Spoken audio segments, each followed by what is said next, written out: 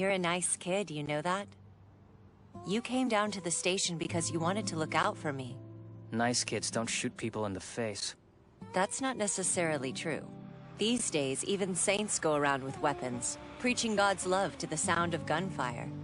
In the end, it's all about what you believe in, what makes you pull that trigger. Imagine something for me. Your bullets are hard shells, concealing within them the kindness of your soul. That's what makes you unlike any other soldier I've met. It baffles me. How do you have any kindness left after everything you've endured? I mean, after all, don't you despise all arms dealers? Except for you. You're okay. Oh, I'm the only one you don't hate, am I? What an honor. But at the end of the day, I'm just like every other dealer out there. Thinking otherwise is naive and dangerous, especially if it makes you hesitate before pulling the trigger. The world we live in doesn't have much room for kindness. The UN has a list called the Millennium Development Goals, 189 countries working to end poverty and such by 2015. Consider goals 2 and 4. Achieve universal primary education and decrease the child mortality rate. These goals alone will cost a projected $220 billion, far less than the amount spent annually on weapons worldwide.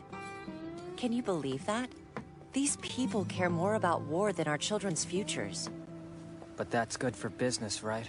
And I should be happy my goods are selling so well? You may be right. It's weird though. See, being an arms dealer gives me an interesting perspective. I can see contradictions others miss. So I understand the way the world works better than most people do. You may believe me or you may not. But here's a question for you. What group of people owns the majority of guns? Military, duh. Sorry, that's wrong. It's civilians. Yep, 60% of all the guns in the world are owned by ordinary citizens. As for the rest of them, 37% belong to various militaries and a fraction to the police.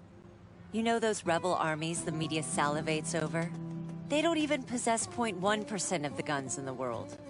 Remember what you said before?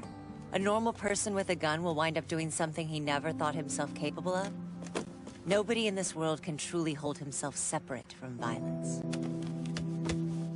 Guns are literally within reach of anyone.